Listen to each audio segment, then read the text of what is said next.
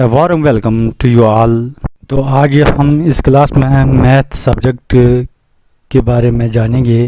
Basic concept लेके हम कुछ टेक्स्ट बुक के क्वेश्चंस भी कर लेंगे। ये हम क्लास अपना स्टार्ट करते हैं। आज का सबक जो है कंपैरेटिव क्वांटिटीज़ के मतलब है, जो आपका चैप्टर नंबर 8 रहेगा। ये पेज नंबर 128 पे रहेगा। तो पहले हम जानेंगे रेशो क्या है। अगर हम रेशो को कह सकते हैं कि ये दो क्वांटिटीज़ का कंपैरिजन है तो गलत नहीं होगा। तो दो क्वांटिटीज़ जो हैं, चाहे सेम काइंड की हो या सेम यूनिट्स के हों, तो या अगर इनके सेम यूनिट्स नहीं हैं तो इनको सेम यूनिट्स में लाएंगे और इनका जो मुशाबत करेंगे कि एक कितना है दूसरा कितना है, तो इनका कहेंगे हमने इनका रेशो किया है, or comparison between two quantities.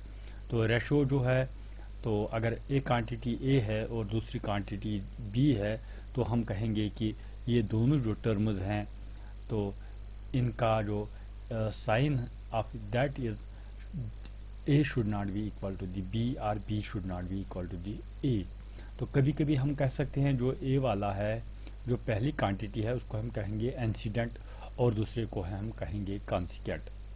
तो अगर हम इसको फ्रैक्शन के फॉर्म में भी लिख सकते हैं तो it is written as a divide by b or a is to b. तो इस हिसाब से भी लिख सकते हैं। अगर कोई भी कहेगा कि रेशो की कोई क्वांटिटी है तो मैं कहूँगा उसको ए रेशो हैज़ नो यूनिट्स। तो अगर चेंज करेंगे रेशो का ऑर्डर, जैसे चेंज करेंगे, मैं कहूँगा कि 1 divide by 3 is equal to 3 divide by 1, आप कहोगे नहीं। इसी तरह जो रेशो की क्वांटिटी है, अगर दो क्वांटिटीज़ का कंपैरिजन करेंगे फिर उनका रिवर्स करेंगे, जैसे कि ए इज़ टू बी, तो ये बी इज़ टू ए है तो हम कहेंगे नहीं है, नॉट इक्वल टू इस। तो मैं एक एग्ज़ाम्पल लेता हूँ रेशो के बारे में। एक एग्ज़ाम्पल है कि एक बास्केट में दो टाइप के फ्रूट्स हैं, 25 एप्पल्स हैं और 5 ऑरेंजेस हैं। तो इनका रेशो बताना है हमें। तो वो कैसे बता सकते हैं? तो then the ratio number of oranges to the number of apples. तो पहले हम ऑरेंज लेंगे। ऑरेंज कितने हैं? 5 हैं। और एप्पल्स कितने हैं? 25 हैं। तो मैं लिखूँगा 5:25। ये सोल्यूशन है इसका। तो कंपैरिजन अगर हम कहेंगे the comparison in fraction form में कैसे लिखेंगे इनको? 5 divide by 25। That means that अगर इसका हम सिंप्लीफिकेशन करेंगे 5 1 ज़ार 5, 5 2 5, 5 ज़ार 25, या हम इसको कहेंगे अगर इसका सिंपलेस्ट फार्म निकालेंगे, क्योंकि 5 इनमें से निकालेंगे उसमें से भी 5 गुना निकालेंगे। तो यहाँ पर रहेगा कि अगर हमारे पास, तो ये एक समझिए कि यूनिटरी मेथड एक बन जाता है कि एक में से कितने वो हैं।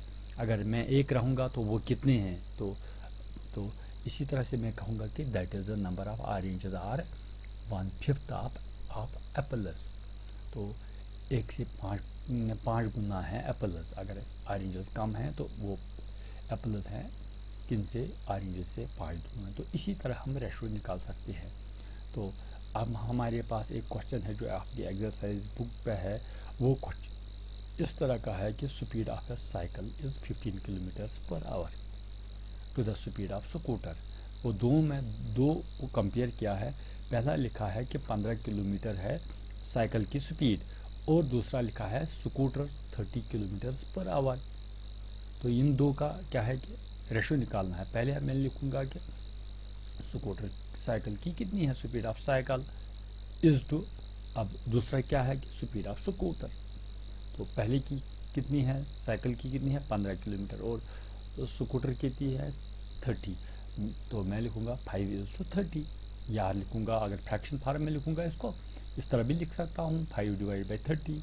अगर मैं इसका ये सिंपलेस्ट फॉर्म निकालूंगा तो ऊपर वाले जो कॉमन्स हैं नीचे वाले के कॉमन्स, या ऊपर के फैक्टर जो कॉमन फैक्टर्स रहेंगे 50 के और 13 के, वो बाहर निकालूंगा। 15 1 ज़ार 15, 15 2 ज़ार 30, दैट मीन्स दैट 1:2।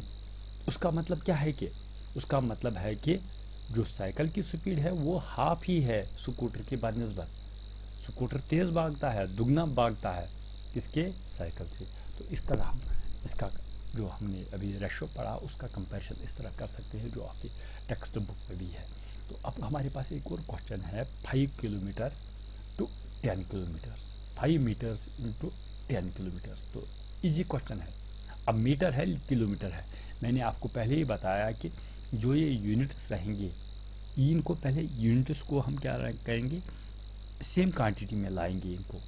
हमें याद रहना चाहिए कि 1000 मीटर जो है वो 1 किलोमीटर के बराबर आता है। अब कौन सा बड़ा यूनिट है इसमें से, 10 किलोमीटर। तो 10 किलोमीटर अगर ज़्यादा है तो मैं कहूँगा कि 5:10 मल्टीप्लाइड बाई 1000 तो आ जाएगा, अगर 5 है 5:10,000, क्योंकि 1000 तो 1 किलोमीटर में आ जाता है, तो ये 10 से इसको मल्टीप्लाई करेंगे तो 10,000 आएगा।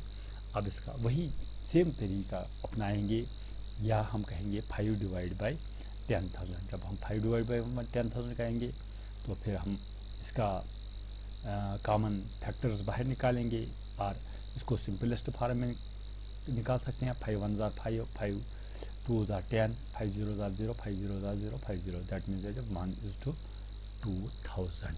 इस तरह से हम कह सकते हैं कि 5 मीटर और 10 किलोमीटर इस तरह का फ़र्क जो है वो पाया जाता है 1:2000 का। इसी तरह हमारे पास एक और क्वेश्चन है, convert the ratio two percentage.